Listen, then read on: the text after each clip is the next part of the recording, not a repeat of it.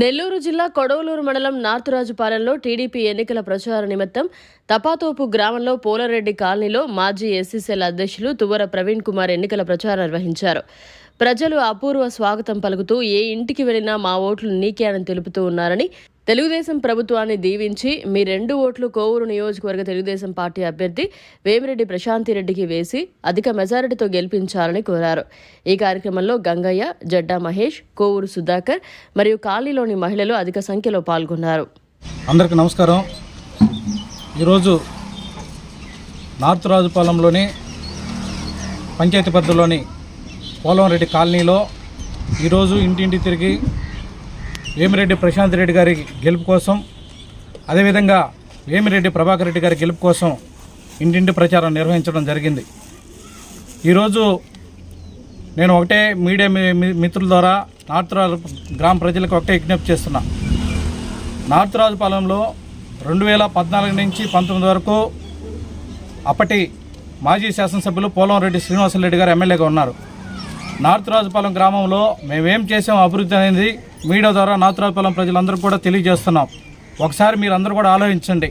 రేపు మే 13వ తేదీ జరగబోయే ఎన్నికల్లో మీరందరూ కూడా ఈ అభివృద్ధి ఏ విధంగా మేము చెప్తున్నామో అభివృద్ధి గురించి మీరు ఆలోచించి మే 13న మీరు 2 ఓట్లను సైకిల్ గుర్తు మీద వేయాలని అభ్యర్థిస్తున్నాం. అదేవిధంగా 2014 నుంచి 19 వరకు రాజుపాలెంలో ఏ అభివృద్ధి కార్యక్రమాలు జరిగాయనేది మేము వివరిస్తున్నాం.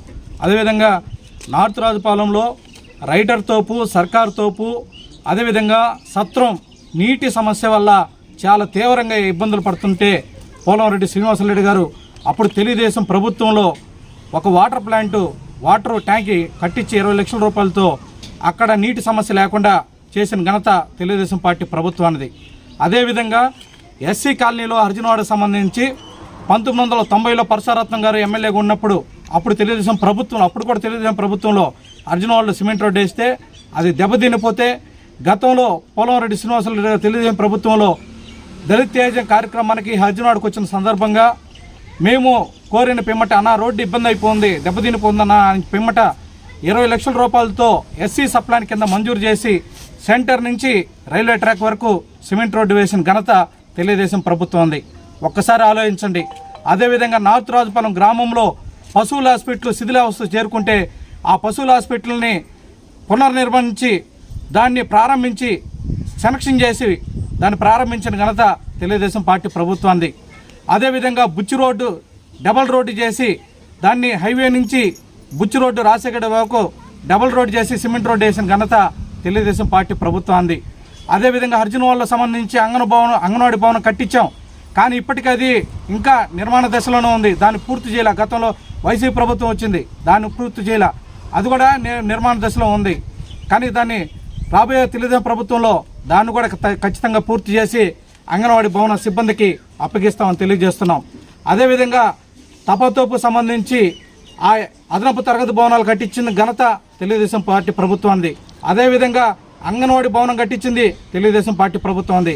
ఇక్కడ ప్రెస్ మీట్ పెట్టే కారణం ఏంటంటే ఇదే పోలవరెడ్డి కాలనీలో 16 మందికి ఇళ్ల ఫ్లాట్లు అప్పటి పోలవరెడ్డి గారు శ్రీనివాసరెడ్డి గారి సూచన మేరకు, ఆదేశాల మేరకు, వారి కృషి మేరకు ఇక్కడ ఈ 16 మందికి ఇళ్ల స్థలాలు ఇప్పించి వీళ్ళకి నివాసం ఏర్పాటు చేసిన ఘనత తెలుగుదేశం పార్టీ ప్రభుత్వాన్ని. ఈ ప్రభుత్వం దీంట్లో పోలవరెడ్డి గారి సూచనల మేరకు మేము చేసిన సంక్షేమ కార్యక్రమాలు, అభివృద్ధి కార్యక్రమాలు, దీంట్లో మండల పార్టీ అధ్యక్షుడు కోటమిరెడ్డి అమరేంద్ర రెడ్డి గారి కీలక పాత్ర ఉంది, నా పాత్ర కీలకమైన పాత్ర ఉంది. రాత్రి మొదలు ఇక్కడే ఉండి గ్రావెల్ దోలిచ్చి ఈ 16 మందికి ఇళ్ల ఫ్లాట్లు ఇచ్చిన ఘనత మాది, తెలుగుదేశం పార్టీ ప్రభుత్వాన్ని. ఈ కాలనీని ఎంతగానో అభివృద్ధి చేశాం. ఏంగానే అవతలు కూడా సిమెంట్ రోడ్డు వేసి డ్రైనేజీ కట్టించాం. అదేవిధంగా రాజుపాలెం హై స్కూల్ సంబంధించి అదనపు తరగతి భవనాలు కట్టించిన ఘనత కూడా తెలుగుదేశం పార్టీ ప్రభుత్వాన్ని. ఎన్ని అభివృద్ధి సంక్షేమ కార్యక్రమాలు. అదేవిధంగా రైటర్ తోపు సంబంధించి ట్యాంకీ కాడ సిమెంట్ రోడ్డు వేసిన ఘనత కూడా మాదే. చంద్రబాబు నాయుడు కాలనీ సంబంధించి పాల్ డిపో నుంచి చంద్రబాబు నాయుడు కాలనీ వరకు 75 లక్షల రూపాయలతో సిమెంట్ రోడ్డు వేసిన ఘనత తెలుగుదేశం పార్టీ ప్రభుత్వాన్ని. అదేవిధంగా సెంట్రల్ లైటింగ్ సంబంధించి మేము దాని గురించి చెప్తున్నాం. సెంట్రల్ లైటింగ్ చేసాం, సెంట్రల్ లైటింగ్ మేము ఇబ్బంది పెట్టాం. కానీ ఆ ప్రపోజలు పోలవరెడ్డి శ్రీనివాసరెడ్డి గారు రాష్ట్ర ప్రభుత్వానికి అప్పటి ముఖ్యమంత్రి చంద్రబాబు నాయుడుకి పంపించడం జరిగింది. రాజుపాలెం అభివృద్ధి కొరకే మేము పగలు కొట్టాం తప్ప ఇంకా దేని గురించి మేము పగలు కొట్టలేదని మేము తెలియజేస్తున్నాం.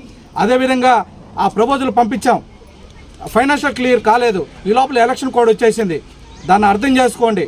రాబోయే రోజుల్లో తప్పనిసరిగా వేమిరెడ్డి ప్రశాంత్ రెడ్డి గారికి గెలిస్తే రాజుపాలెం తపాతోపు హైవే 2 గండవరం హైవే 2 మేము మేడం గారికి కోరి ఉన్నాం. సెంట్రల్ లైటింగ్ ఏర్పాటు చేయాలని మేడం గారికి విజ్ఞప్తి చేస్తున్నాం. ఖచ్చితంగా మేడం గారిని గెలిపించుకుంటే, వేమిరెడ్డి ప్రభాకర్ రెడ్డి గారిని ఎంపీ గారిని గెలిపించుకుంటే రాజుపాలెన్ని ఇంకా అభివృద్ధి చేసుకోగలం. దయచేసి రాజుపాలెం ప్రజలు ఆలోచించండి. మేడం గారికి ఇంకా విజ్ఞప్తి చేశాం. రాజుపాలెం 5 మండలకి ప్రధానమైన కోడలి నాతురాజుపాలెం గ్రామం. ఈ గ్రామంలో ఒక ప్రభుత్వ హాస్పిటల్ 10 పడకల హాస్పిటల్ని మంజూరు చేయమని మేడం గారికి విజ్ఞప్తి చేస్తున్నాం. అదేవిధంగా ఒక ఫైర్ స్టేషన్ రాజుపాలెంకి కావాలని విజ్ఞప్తి చేస్తున్నాం.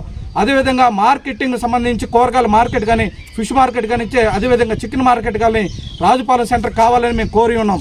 అదేవిధంగా central lighting highway 2 highway central lighting కూడా కోరి ఉన్నాం. అదేవిధంగా అర్జునవాడ సంబంధించి ఒక శవాన్ని పక్కన పెట్టి మరొక శవం ఆ యొక్క పీనికలు పక్కన వేసుకొని పూడ్చుకోవాల్సిన పరిస్థితి. ఎందుకంటే గోరీలు కట్టేసిన వల్ల శ్మశానం లేదు. ఒక ఎస్సీలకి, హిందువులకు, క్రిస్టియన్ సంబంధించి ఒక శ్మశానం వాటిగా మంజూరు చేయమని కోరి ఉన్నాం. దయచేసి ఈ అభివృద్ధి కార్యక్రమాలు, సంక్షేమ కార్యక్రమాలు అన్నీ చేసుకోవాలనుకుంటే వేమిరెడ్డి ప్రశాంత్ రెడ్డి గారిని మనం కోర్ నియోజకవర్గ ఎమ్మెల్యేగా మనం గెలిపించుకుంటే, అదే వేమిరెడ్డి ప్రభాకర్ రెడ్డి గారిని మనం ఎంపీగా గెలిపించుకుంటే రాజుపాలెన్ని ఇంకా మనం అభివృద్ధి బాటలో నడిపించగలం. దయచేసి నాతురాజుపాలెం ప్రజలందరికీ విజ్ఞప్తి చేసేది ఒకటే, మీరు రేపు 13వ తేదీ వేసే ఓటు రాజుపాలెం అభివృద్ధికి మలుపు అవుతుంది. వేమిరెడ్డి ప్రశాంత్ రెడ్డి గారి గెలుపు నాతురాజుపాలెం కోవూరు నియోజకవర్గం అభివృద్ధికి మలుపు అవుతుంది. దయచేసి మీరు వేసే ముందు ఓటుని ఒకటికి 2 సార్లు ఆలోచించి సైకిల్ గుర్తు మీద 2 ఓట్లు వేసి మీ అమూల్యమైన ఓటు ముద్ర వేసి ఇక్కడ ఉన్నటువంటి వేమిరెడ్డి ప్రశాంత్ రెడ్డి గారి కోవూరు నియోజకవర్గ అభ్యర్థిగా మనం గెలిపించుకోవాలా. వేమిరెడ్డి ప్రభాకర్ రెడ్డి గారు నెల్లూరు పార్లమెంట్ అభ్యర్థిగా గెలిపించుకోవాలా. పార్లమెంట్ అభ్యర్థిగా గెలిపించుకుంటే నెల్లూరు అభివృద్ధికి మలుపు తిరుగుతుంది.